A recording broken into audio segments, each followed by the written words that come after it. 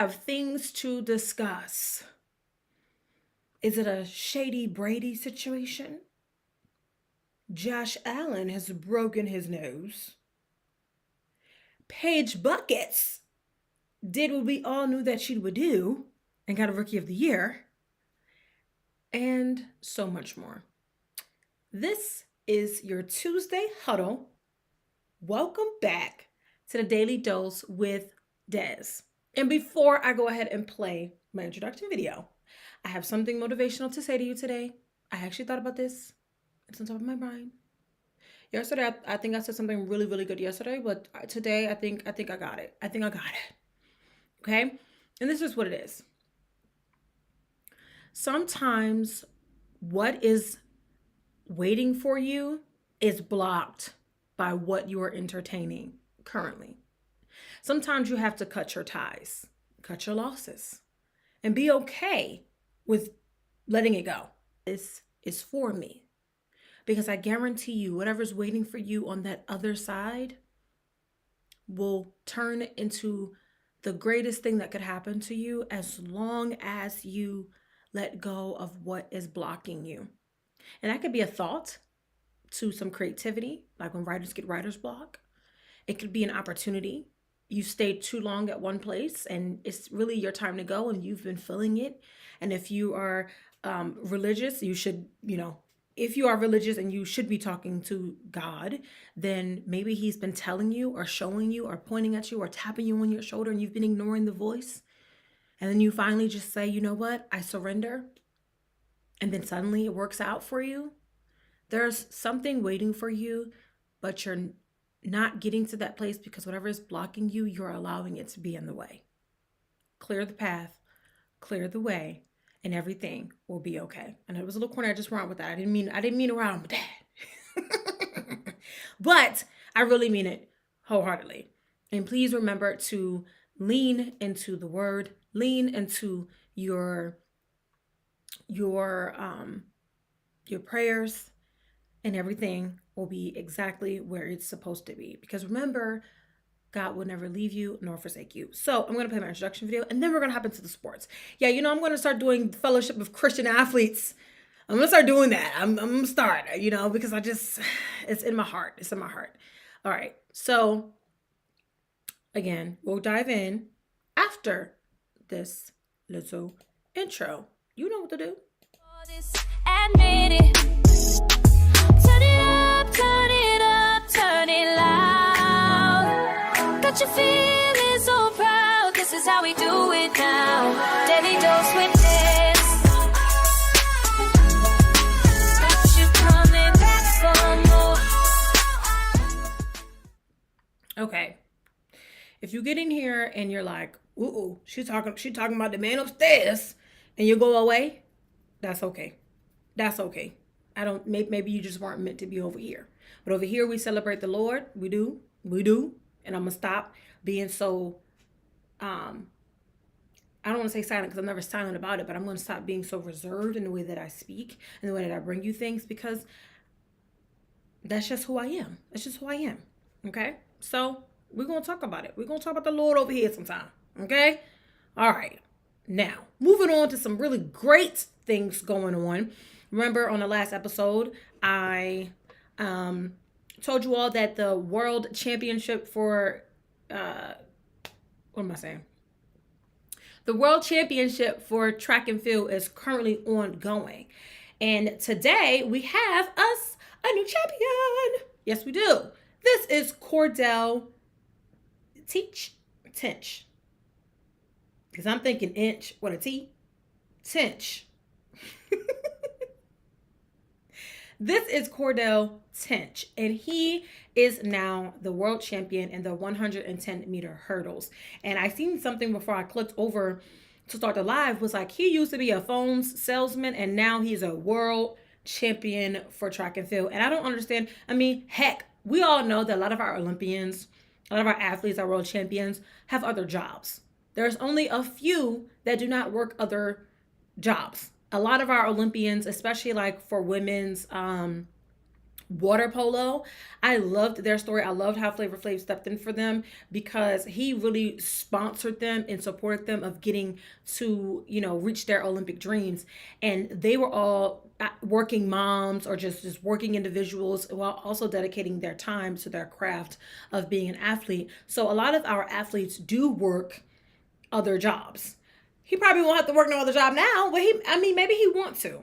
Okay, but he was a phone salesman and now he's a world champion, dipping it and doing it, as I like to put it. So congratulations, round of applause for him. Okay. Now, if you come on up in here, make sure you like the video before you hop on out. Sometimes you want to key in because the title is really, really good and you think that I'm going to be talking about the exact thing that you want to hear when you tap in. No, you're going to have to be on the show for a little bit. This ain't gonna be a long show because I was on the show last night for long enough. And I still ain't edited that video. But when you come over here, at least say hello. You're just hopping in and leaving, say hello. I can see when y'all be coming in. I see the numbers. And sometimes the numbers be lying. I do know that. But say hello. It don't cost you nothing. Nathaniel, just say hello. Okay? Shameless plug. This is one of my favorite new ginger ales, Canada Dry, Fruit Splash. I think it's cherry. It is. It's cherry ginger ale. I don't really like cherry. I don't really like much of cherry of nothing. Even when they put the cherry on top of the ice cream sundae, take it off. Take it off, I do drink cherry juice because it helps with inflammation. And this is not a health podcast, so I'm not going to get into the health things. But I will tell you, if you're having issues with your inflammation, yes, you can drink celery juice. You can drink cherry juice. Cherry juice is also good for your digestive tract. In case you didn't know that, now you do. Okay, I just plugged you in. Don't ever say I never did nothing for you. Okay, this is a full encompass podcast. Because it's me. It's my podcast with me. You're getting your daily dose with me. But anyway, moving on. I'm not trying to go on a rant because if I go on a rant, I'm being on here for an hour. I'm not being on here for an hour today. I'm just not. Okay, Sydney, our girl, Sydney. Okay. She did not win her finals yet because she's not there yet. But she did set a new record. She finished her 400 meters in 48.29 seconds. Sydney's a beast. But we already knew that. We seen on the hurdles. We already knew that. We knew that Sydney is that girl. Okay? And she just keeps showing up as that girl and reminding us why she is that girl. Now, she did break Sonia Richards-Ross's records by 0.4 seconds. That's literally in track. All it takes is a 0.001. But she is the new record holder. And like I said, Sydney has been that girl. She's been doing great things in the track and field. I love seeing just how gracious she is. I love cheering for her. I just think that she's overall just an amazing woman. And this is the representation that we need in our community. Not only just sports community, but I'm talking about me as being a Black woman. We need this type of representation because this is the representation that matters. The other stuff, we can cut it out. We can do without, to be honest, right? But you have somebody who's a hard worker. She is doing her thing. She's a master in her craft. She shows up unapologetically herself every single time. Just an amazing woman. And I could sit and rave forever about her because she's that amazing.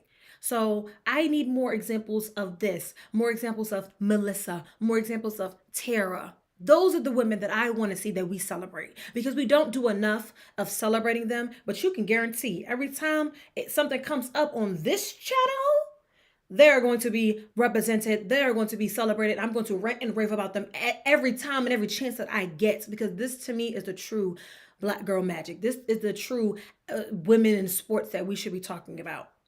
Period. Said what I said. Okay? If you got a problem with that, like I said last night, you're a hater.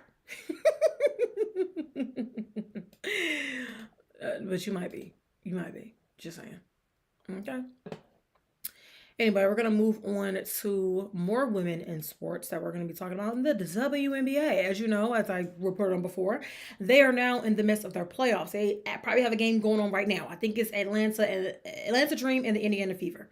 Fever is trying to hold on. They got to win tonight because the first round is the best of 3. I will say I need to. I wish I could pin these videos to my TikTok page because I've made plenty of videos explaining how the WNBA playoffs work, explaining the teams and how all that stuff go. So you probably don't want to go scrolling through TikTok, but maybe I'll make a collection or something to put up there because I did do explaining all of this.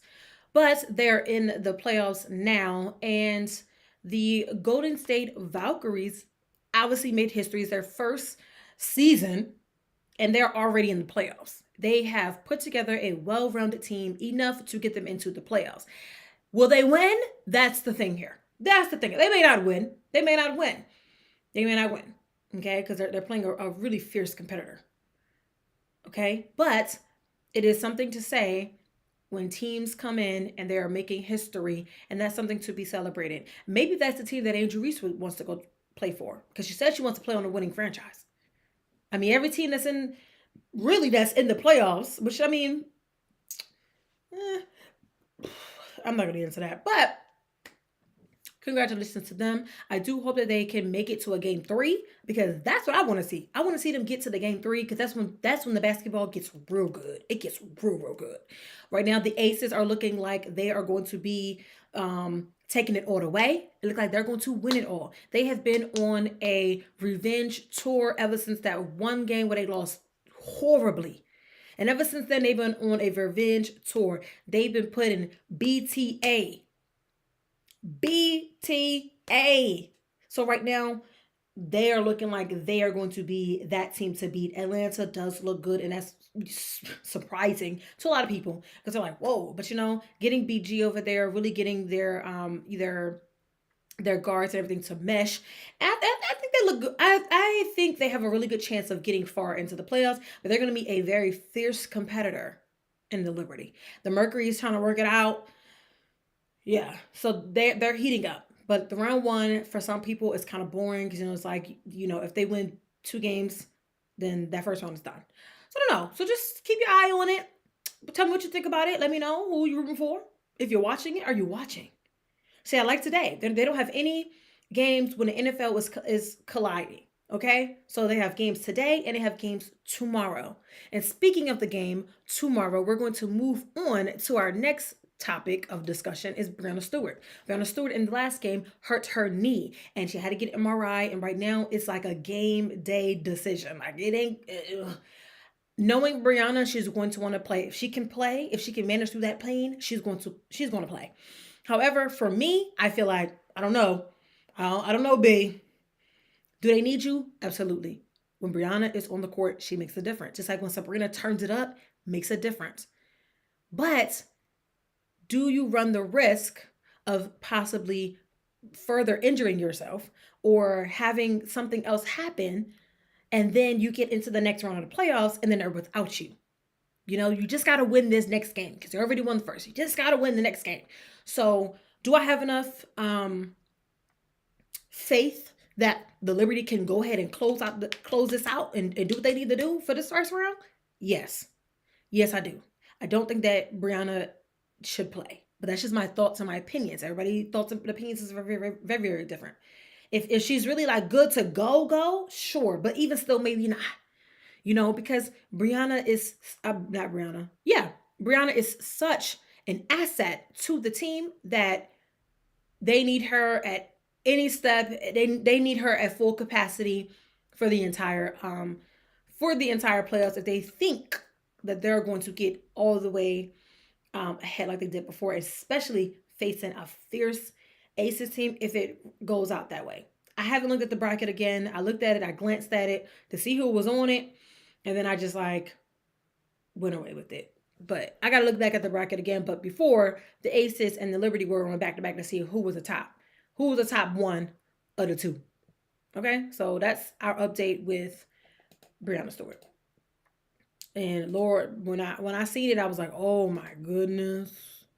This is not what they need. No. Yeah. But we got our Rookie of the Year. I mean, were we surprised? No, we're not surprised.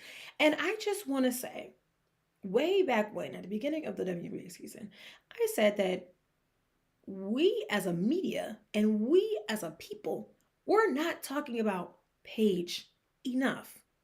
And everybody was jumping down my throat saying, she gets the coverage that she deserves. She gets the da da da da. Because I said, the amount of coverage, I don't think anybody can take away the coverage or even top the coverage that Caitlin Clark gets, and that's rightly deserved.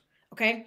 But what I'm saying is, Paige has been one of the most stable, reliable, consistent players in the WNBA so far. And this is her rookie year. And if you think that I'm lying, I'm going to read the article to you because oftentimes when I say things, people come in my comments or come in my DM and try to tell me that I am wrong. I had already previously said that we need to be talking about Paige more. I've said this 100 times and people don't be listening because I don't think I be knowing what I'm talking about. And that's what gets me. That's what gets me. You still don't get it. That I get it, that I know, I understand. But anyway, I'm going to read you the article because when I was trying to write down all the stats, I said, oh no, babes. You got too much going on for me to try to remember because I do try to take it off the tizzy. I couldn't do it. I said, oh yeah, Paige has been balling all season. And I haven't seen what I needed to see from the media about her, from the fans about her. I just haven't. And I treat my sports Instagram page and my sports TikTok page like it's my personal page. And I haven't seen enough. Okay? But anyway, so Dallas Wings guard Paige Bueckers was named the 2025 WNBA Rookie of the Year almost unanimously. There were only 2 people that didn't vote for her because they voted for somebody else. Haters. Well, no. So as you all know, Paige was the number 1 overall pick in the draft back in April, and she had previously came off a national championship win with the Huskies as they won their 12th national title, right? Paige was a starter. Please understand what I'm about to say. Paige started in all 36 appearances for the Wings. She averaged 19.2 points, 5.4 assists, 3.9 rebounds, and 1.6 steals while shooting 47.4% from the floor and 88.8% from the free throw line. She led all WNBA rookies in total points, 692, points per game, total assist, 194, and assist per game. She was the only WNBA player this season who has finished ranked in the top 10 in points, assists, and steals per game. Paige's 44 points against the Los Angeles Sparks on August 2nd set a WNBA single-game rookie record. She made 17 of 21 shots from the field, that's 81%, becoming the first player in NBA history to score 40 or more points and shoot at least 80% from the field in a game. Paige joins Diana Taurasi, 2004, Tina Charles, 2010, Maya Moore, 2011, Breanna Stewart, 2016, Nafisa Collier, 2019, and Crystal Dangerfield, 2020, as UConn players who have earned this honor. Okay? So, Paige is one of them. Okay?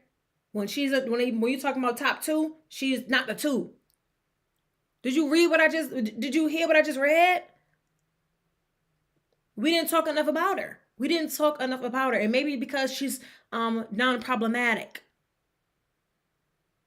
Maybe because she's just a good person. She's just a good teammate. She just wants to be the best basketball player that she can be. Maybe that's why we didn't talk about her enough. But we should have been talking about her more. Again, these are the women that we should be talking about in the sports world. We should be bigging them up as big as they can get. There is no, it's too much coverage. There is no too much coverage because every time there's something negative about other players in the league, we blow it up. But she's doing something positive and it's hush. I don't agree with that. That's just my opinion though. But congratulations, Paige. Round of applause. Well deserved. Well deserved rookie of the year. Moving on. Okay. We're going to move on to now some foot and some ball. Football. Brian Kelly, the head coach of LSU, the one who was always getting ran over on the sidelines. I think we should have tried to give him a chair. At this point, they're trying to take this man out. Okay. Every time I see him, he's either on the ground or he's on the ground. Okay. But Brian Kelly has now apologized to, media because he fussed them out. And you know what? I understand why he apologized because that's what he was supposed to do. That's the right thing to do. That's the good look. However, I watched the interview, and in my opinion, as a media person who is in these rooms, and I've learned over time, this is year 3 now, okay, right? I can't wait till I say this is year 20 now. I'm getting there. But as a person who's been in these rooms with these coaches and who kind of understands the decorum, I think we've gotten away from decorum in a lot of areas, right? But he's coming off of a win. He's at the podium. First things first, I thought they were going to do like open statements. So maybe I missed that part in the interview, but I just seen right to the questions. And the first question that the reporter asked was about their mistakes and their deficits and not being able to run and da-da-da. It's like, pump the brakes, buddy. Read the room. We just won. Did we forget that? Right? I understand that you want to ask those questions as you should. Right? But one thing I have learned is that coaches, athletes, GM, president, SID, whoever it is, they do not want to open it up with the immediate negatives. That's not what they want to do. And I wouldn't want to do it either if I'm thinking about like my team we just won. We just bust our ASSs to be out there to win the game. We just won. And then as soon as I get onto this podium, you're asking me about mistakes? You couldn't say, congratulations, coach. You fought a hard game. Moving into that, though, that was a better way to ask that question if you want to ask the question. But instead, it was like, what is you lost the decorum. So when he spazzed out, I was with him. And of course, a lot of people just, either they don't like him or they don't understand the media space or they just feel as though you're supposed to ask the hard questions. Nobody is saying that you can't ask the hard questions. Nobody is saying that you can't ask him, y'all want to run the ball that good? Obviously not going to say it like that, but y'all want to run the ball that good. What's going on? But to immediately go into the questions and being down his throat, and he's just like, ooh, we just finished that one on out. We just got a good one, right? And that's why I think opening statements is super important, because most of the time, and again, I've been sitting in rooms with, like, if you want to talk about prestigious head coaches, I sit in the rooms with Dabo Sweeney. So I know that they do opening statements at first, right? And everybody does things very differently. But in the opening statements, he will tell you, this is what we did right. This is what we did well. I'm proud of this.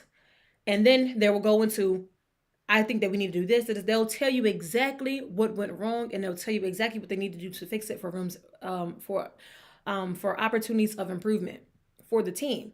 But they never, ever want to open up with a negative about the team when they just won. Who wants to do that?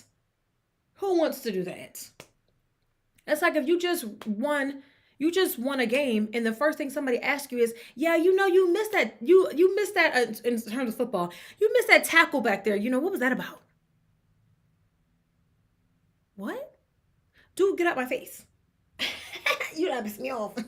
What Tyreek Hill say? You not piss me off, right? Because that's what's given.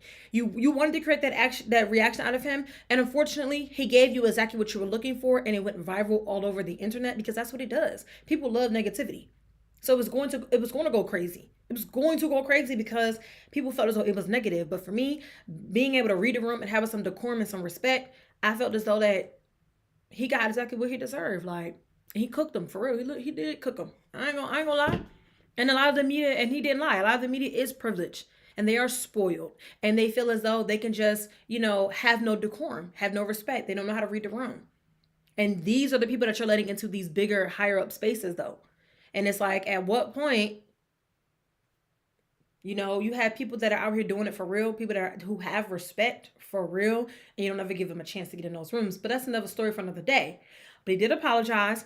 He came on and said, I shouldn't have said it like that. I shouldn't have approached it that way. But in my opinion, I think he didn't need to put out an apology. I think the reporter got exactly what he deserved.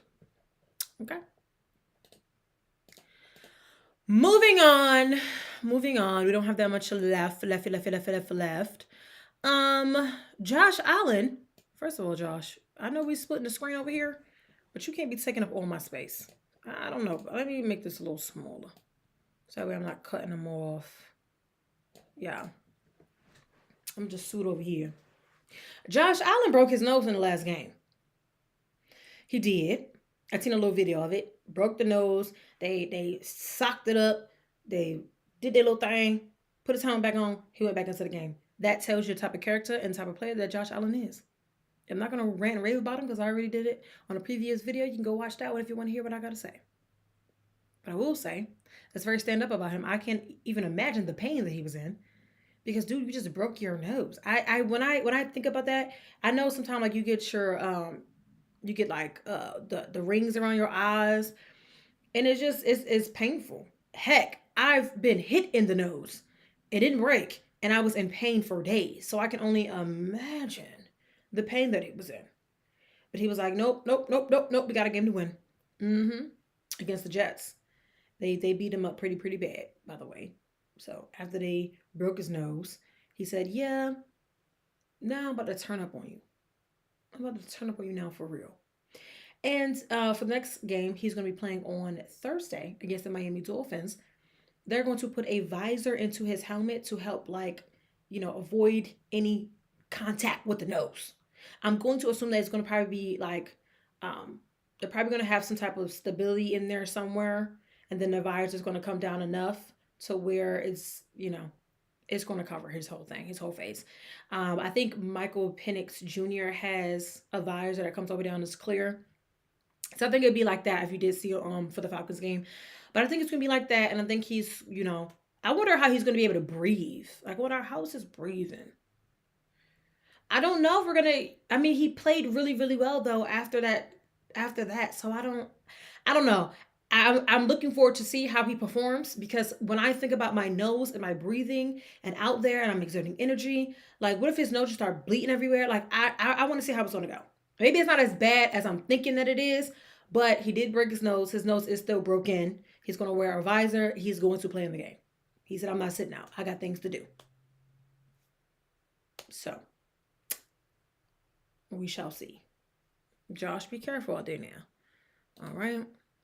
Very briefly, as we move on, I want to talk about the Monday night games. I'm going to do one at a time. So, Chef Baker and Baker I Trust went out there and did what they needed to do. Now, it got a little shaky. It got a little bit after halftime.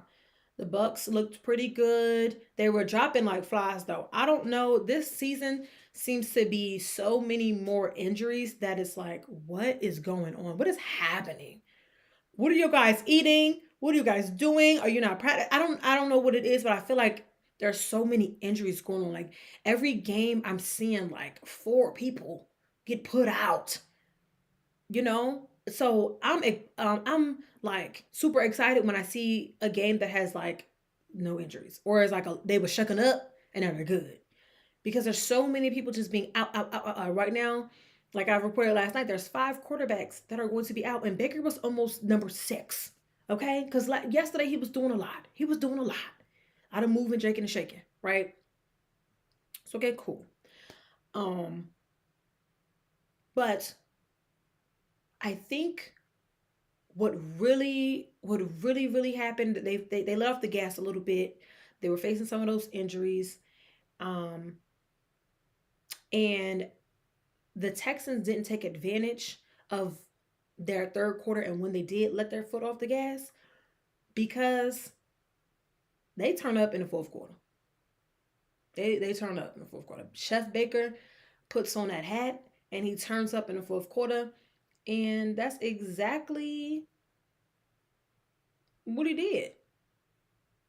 And then they won a game. It was a good game, and then it got a little bit boring, and then it was good. Like that fourth quarter, the last 2 minute drive, yeah, that was good. They was good there. I was very much entertained the last 2 minutes. The first two quarters and then the last 2 minutes of the game was chef's kiss. Chef Baker, you know. Otherwise than that, I could have did without. CJ Stroud, I'm not gonna talk too much about him. CJ Stroud struggled to make like basic throws. And I don't know if he just gets flustered. I don't know if I don't know, because there was a time when he had some good pocket protection. So I don't know. I don't really know where the miscalculation is going. And I just feel like he can be so much better than what he is and what he's been. And I really want to see him be better. I do, because I like him. I haven't ripped him to shreds yet because I like him. I gotta, when it's people that I really, really, really like, I be trying to get the benefit of the doubt, because y'all know that I've ripped Caleb Williams apart plenty of times. But now I'm on his side. CJ Stroud is about to make me be off his side. So I just need him to play better. Okay? Moving on to the Chargers and the Raiders. I personally like the two games of Monday Night Football, even though I was on the podcast for a majority of the first game. But for the second game, I got to sit down, I got to relax. I had a little snack. I was feeling great, right? And I was editing, so like I had things to watch. And then when I got off, my Law and Order was on, so I didn't have, it was like no break. It was like no break in my TV schedule. It went as scheduled, okay? And all I got to say from this game is I expected Geno Smith to be a little bit better. I know at some points he was running for his life. I've seen it. Ashton Jeanty, I think he does really good at his position only. If you want him to block and things, I think you got to work on that. And to be fair, he is much smaller than everybody else. It's like, it's like putting this coffee cup next to this can when it comes to, let me move it over this way. When it comes to like size, NFL size, like the offensive, he's on the defensive lineman, defensive tackles and all that. Ashton Jeanty. I know they say effort, but give him a break just a little bit. I think he was just trying to figure out what the heck is going on. But I expected Geno Smith to play better, and I don't know what's going on with the Raiders. I don't know. But I think the Chargers are exactly who they think they are. They are exactly who they think they are. They played real good. They looked good. Jim Harbaugh is exactly who they needed. Yeah, they look really, really good. And they're projected to be top of their division. So I know it's only after 2 weeks. This is not what I'm saying. This is just what I've been seeing online, what I've seen on the talk shows and what I've heard and all those things. So the Chargers are the team to look out for. The Chargers are the team to beat.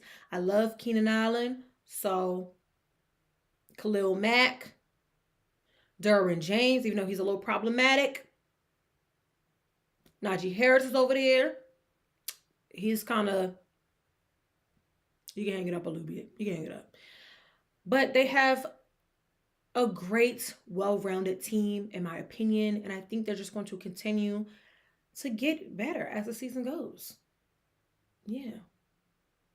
They whooped up on Kansas City. Whooped up on the Raiders. And they whooped up on somebody else too. But they look good. They are exactly who they think they are. And moving on to the last and final topic so I can get up on out of here. Shady Brady. Shady Brady. Y'all thought his shadiness was going to stop when he retired? No. But in all honesty, I've seen this going on around the ESPN all day now, and I wasn't really understanding what was going on, right? Because I seen the headline says the NFL says that Brady did not violate the rule by being in the booth, and I'm like, what rule are we talking about? Brady violating rules now, again, right? But as you know, Tom Brady is the minority owner for the Las Vegas Raiders. He also was in the booth for the game last night as minority owner of the Las Vegas Raiders. He is also a sports commentator for Fox. And upwards to like $38 million just calling games. And I actually like him calling games. I like the commentary that he brings. I think for a long time people didn't, if you weren't like a true fan of his, you didn't really understand his personality, his satire, and he's actually pretty funny. It's very like stale and stiff, but he's funny. And I like him. I like his expertise. I like his opinions. I like the things that he gives to the commentation space, the broadcasting space, right? But for some reason, they were saying that he was in possible violation of whatever rule that they have. But he's not in a violation of the NFL rule because they said that he wasn't, right? And it's like, okay, well, if we think it's going to be a conflict of interest of him being a minority owner and having access to the things that he gets as being a commentator, if that is going to be a conflict of interest or whatever they're saying that is going to be, then really it's not a Tom Brady thing for the first time, y'all. Tom didn't do it, right? But it's not a Tom Brady thing. It's a NFL and Fox thing. They have to figure it out. If they clearly don't think that it's going to be an issue because they allowed him to come back and commentate. So maybe they feel like he doesn't have, or he doesn't take that information and give it to the team in any type of way. And that they feel that whatever he was going to say or whatever information he's going to give, that the teams already have, they already see it, they already know it because it's on film and everything. And you know what? He must ain't give them too much information on the charges because they got beat. They got beat. So what did he give them? I don't know. But it says here, they were saying that he was violating the rules by wearing a headset in the booth during Monday night's game. And the NFL said he didn't violate any rules. And they made the statement that Brady, him being a minority owner with the Raiders and a broadcaster for Fox, is prohibited from going to a team facility for practices or production meetings.